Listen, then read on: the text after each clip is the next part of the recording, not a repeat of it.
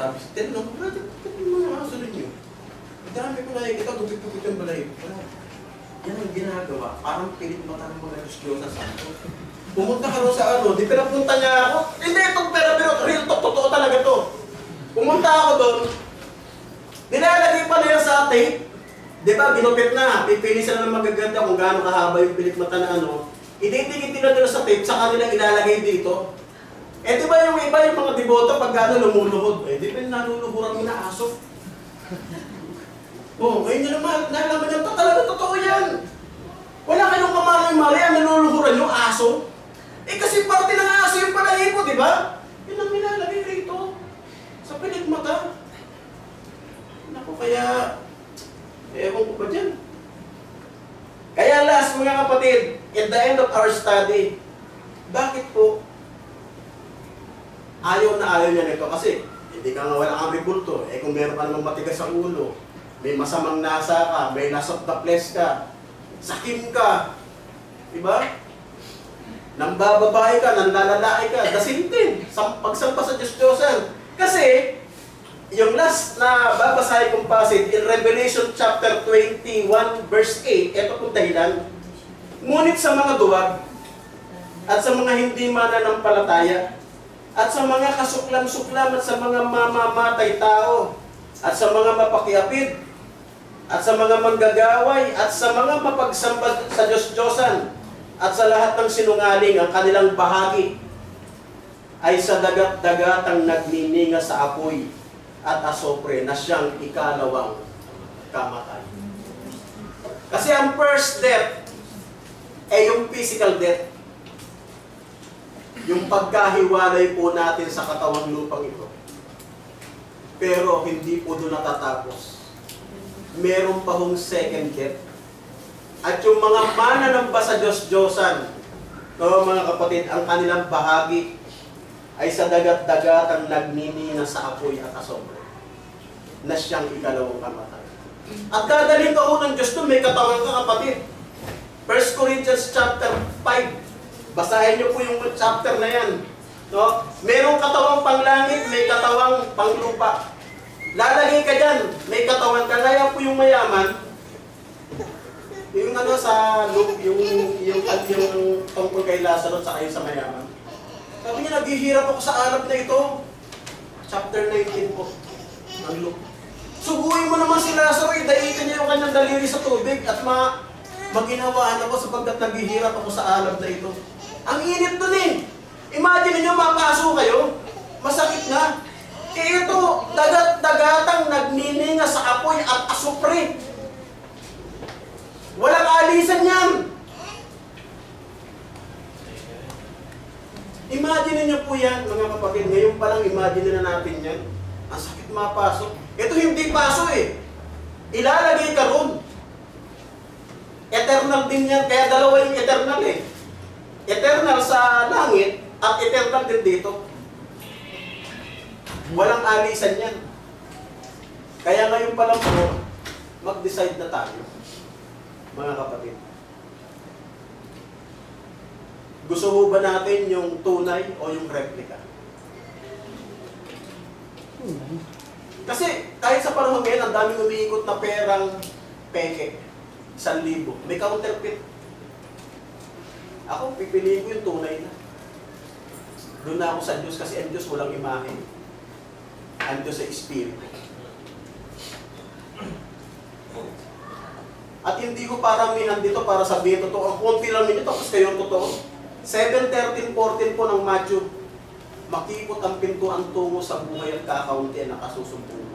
Hindi ko paramihan. Yung unang dilubyo, universal nga po kapatid, 8 tao lang po yung nakaligtas. At tagal pong nangangaral ni Noe.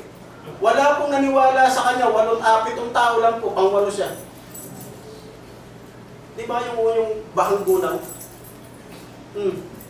Eh hindi ko paramihan, nakala nila pag marami, kami totoo kami. Nag-100, ano na kami, inversan nyo, 120 o 150 po. Hindi naman patagalan yan, hindi paramihan eh. Patotohanan. Mga kapatid, iniiwan ko po sa inyong paksang ito mga kapatid. Ang Diyos lang po ang ating sampay. Kung wala ka man huli bulto, wala kang imahe, baka matigas naman ang ulo mo. Meron kang masamang nasa, masakin ka, lasok taples. Sabi ko, yay, pagsamba sa Diyos ko. Diba po, sa umagang ito, maging malinaw po sa atin yan sapagkat ang Diyos po, ang sabi po ni Apostol Pedro, yan po'y kasuklam-suklam sa harapan ng Diyos. Huwag po natin kalilimutan. Sa lahat po ng kasalanan, yan lang po yung kinapitan ng salitang kasuklam-suklam. Yung pagsamba sa mga Diyos. O, isang magandang umaga po sa atin. Baka meron po kayong gusto itanong. Okay na po. Sige po. Sige po. Sige po. Brad, sa batas ng Muslim, yung pag-aasawa, di ba? Masyado pala silang makasalanan. Dahil ang batas nila, 5 ang dapat maging asawa. At hindi lang po yun.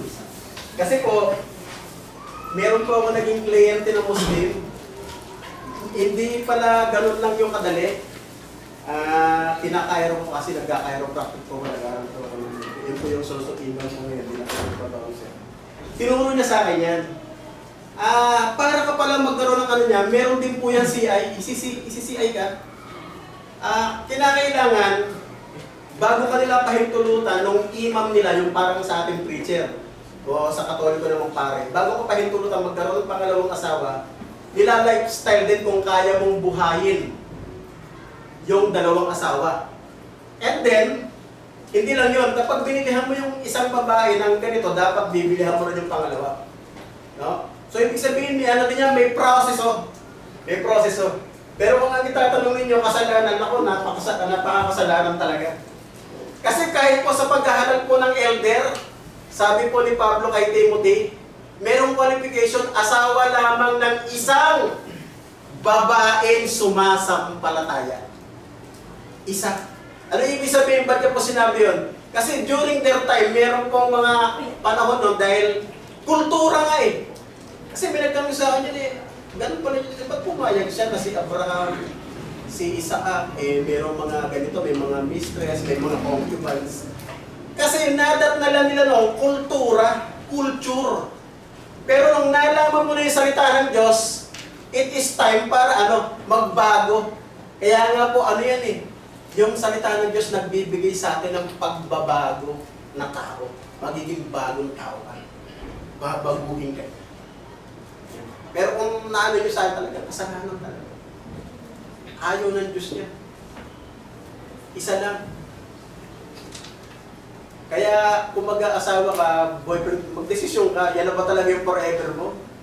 Baka kasi may hanapin ka pang iba eh. No, kaya kailangan talaga, settle na talaga. Okay ba ba? Sige po. Meron pa ako siyang tanong, Brad. Sige po. Di ba, nasa iyo kanina yung lalaki sa lalaki? Oo. Normal, di ba? LGBT ako. Pero hindi mo napanggit yung babae sa babae. Meron din po.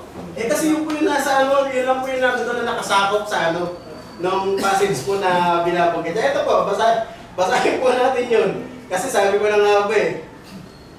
Buti na lang, ito po ang passage para po doon. Sa pangangaral po ni Apostol Pablo po ito. Kasi karamihan po ng mga na-convert ni Paul, mga kapatid, galing din po talaga sa mga Gentiles, sa worshiping po ng mga idols. But before that, sa pangangaral po ni Prophet Moises pa rin, in Leviticus, mga kapatid, ito po nakasulat, in Leviticus 18:22, huwag kang sumipin sa kapwa mo lalaki o sa kapwa mo babae dahil kasuklam. At ito yung dahilan kung bakit niya po ginunaw yung Sodom and Gomorrah. Kasi, di ba nagsugo po ang Diyos ng anghel doon na nasaan yung pong mga lalaki? Nung sinugo na po yung mga anghel doon, alam niyo yung mga pinalibutan yung bahay ni Lot? Pinalibutan. Ginigiba yung bahay niya eh. Buksan mo to. Bakit? Ilabas mo yung mga lalaking bisita mo.